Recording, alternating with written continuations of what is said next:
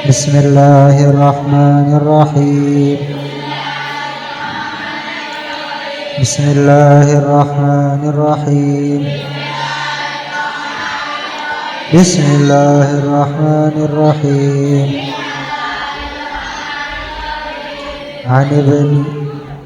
An Abdillah mana situ? An Ibni Umar radhiyallahu anhu anna Rasulullah sallallahu alaihi wasallam qala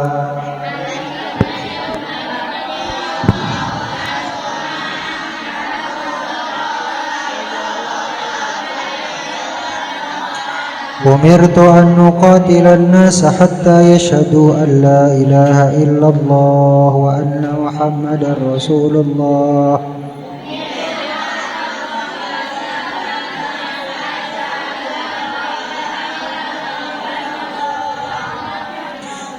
ويقيموا الصلاة ويؤتوا الزكاة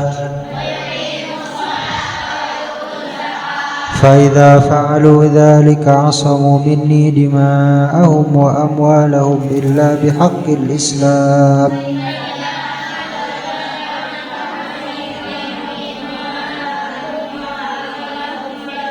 وحسابهم على الله تعالى رواه البخاري ومسلم. Bismillahirrahmanirrahim. Assalamualaikum warahmatullahi wabarakatuh. Bismillah walhamdulillah wassalatu wassalamu ala rasulillah wa ala alihi wa ashabihi wa man tabi'a risalatah. Subhanaka la ilma lana illa ma 'allamtana innaka antal alimul hakim. Rabbi shrah li sadri wa yassir li amri wahlul 'uqdatam min lisani yafqahu qawli, amma ba'd.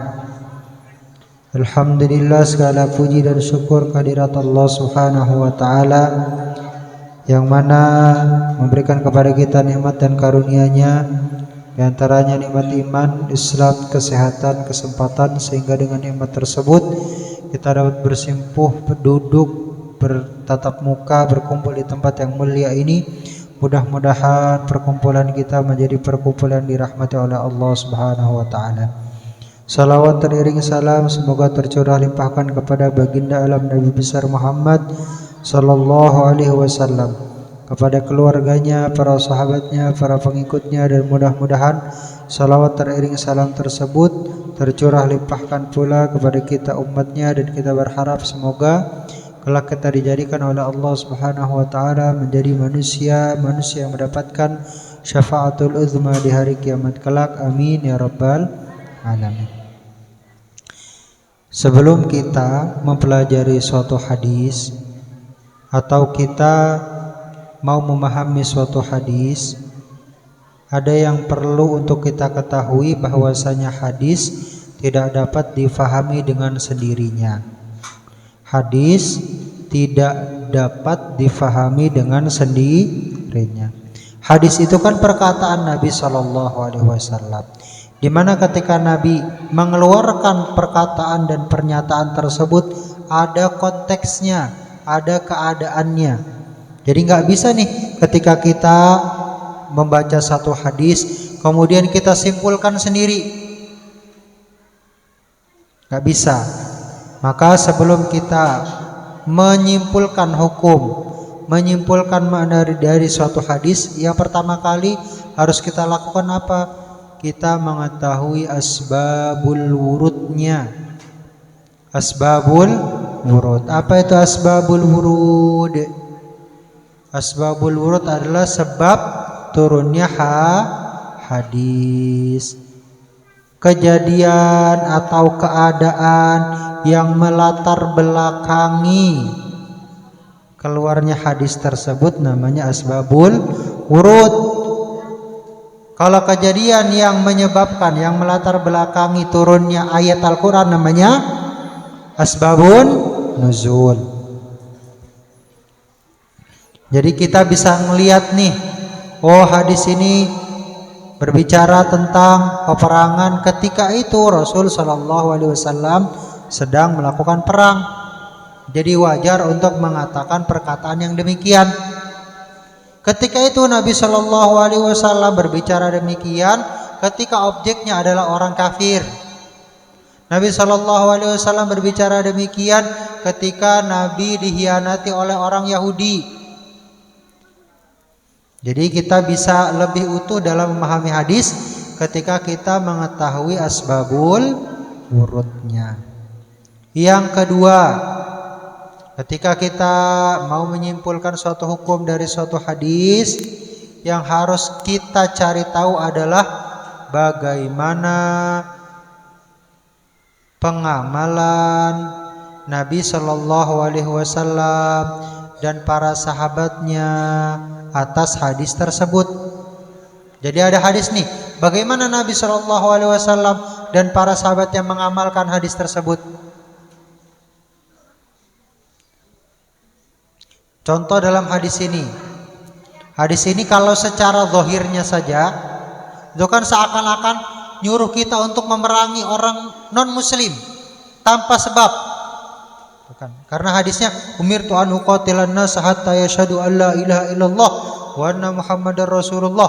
Aku diperintahkan oleh Allah untuk memerangi manusia sampai mereka masuk Islam. Padahal kalau kita lihat, kita buka dalam kitab-kitab sirah, Nabi Shallallahu Alaihi Wasallam seringkali bermuamalah, seringkali menerima tamu orang non muslim. Makanya kemudian hadis ini tidak bisa menjadi dalil yang membenarkan orang untuk memerangi orang-orang non muslim tanpa sebab. Gak bisa dijadikan dalil oleh orang-orang teroris. Karena ketika Nabi Shallallahu Alaihi Wasallam mengucapkan hadis ini, bagaimana Nabi mengamalkannya? Nabi selalu baik kepada setiap orang, baik yang muslim ataupun non muslim. Nabi Shallallahu Alaihi Wasallam memiliki hubungan yang baik kepada non muslim. Bahkan Nabi Shallallahu Alaihi Wasallam berkali-kali menyebutkan kebaikan Raja Najasyi, walaupun beliau bukan muslim, karena beliau membantu orang muslim ketika mencari suaka ketika berhijrah ke sana. Itu yang kedua. Ketika kita mau memahami hadis, yang pertama lihat asbabul wurudnya, yang kedua lihat bagaimana Rasul dan para sahabat mengamalkan hadis tersebut dalam kesehariannya. Yang ketiga, kalau kita mau memahami satu hadis secara utuh, maka harus kita kumpulkan hadis-hadis lain dalam topik yang sama. Misalkan ini hadis berbicara tentang peperangan, maka kita harus kumpulkan nih hadis-hadis yang membahas tentang peperangan agar kita bisa tahu bagaimana Rasul Shallallahu Alaihi Wasallam memberikan pedomannya ketika perang.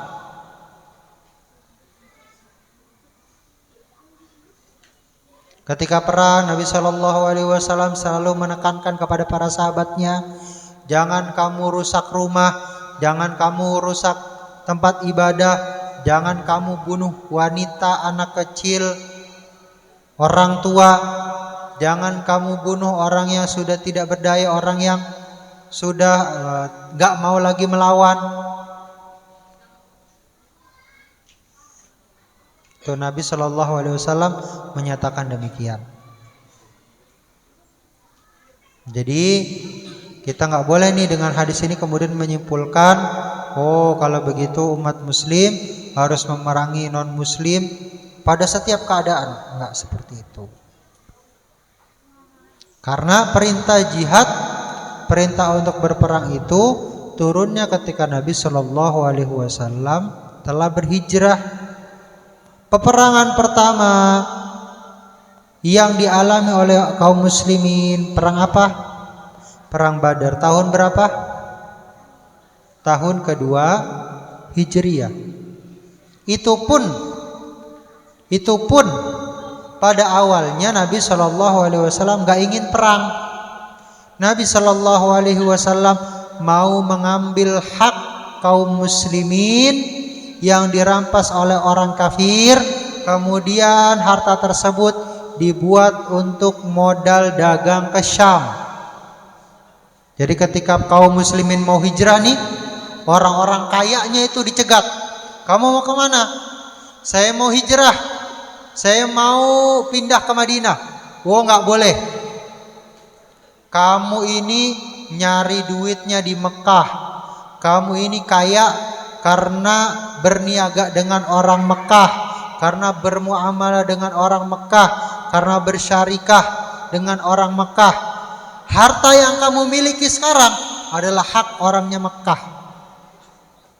Haknya orang Mekah. Kalau kamu mau hijrah, maka tinggalkan harta kamu. Tapi kalau kamu mau tetap di sini, harta ini tetap milik kamu. Maka orang-orang paling kaya orang muslim ketika itu, semacam Utsman bin Affan, semacam Abdurrahman bin Auf, meninggalkan hartanya. Jadi udah orang paling kaya tadinya, terus datang ke Madinah nggak punya apa-apa, nggak bawa apa-apa. Makanya kemudian strategi Nabi Shallallahu Alaihi Wasallam, ini banyak nih kaum muslimin, kaum muhajirin yang tadinya kaya banget, terus hijrah nggak punya apa-apa, sedangkan mereka itu butuh sesuatu. Mereka butuh tempat tinggal, mereka butuh makanan, maka dipersaudarakan antara kaum muhajirin dan kaum ansor. Biar kaum muhajirin ini mereka dapat tempat tinggal sementara di kaum ansor. Mereka dapat makanan dari saudaranya kaum ansor.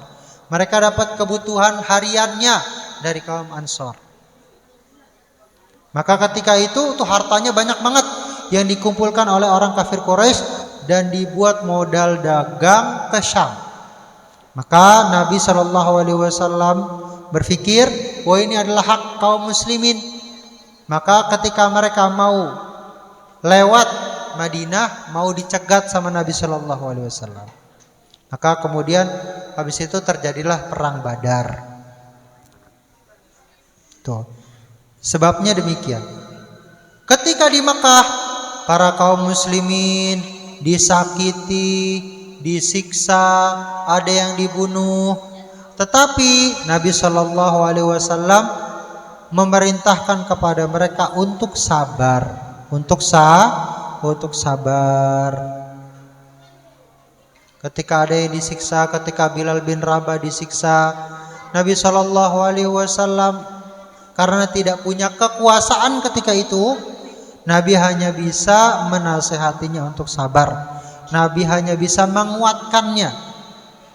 Maka ketika Abu Bakar yang ketika itu punya kuasa, punya uang untuk membebaskan Bilal, maka dia lakukan itu.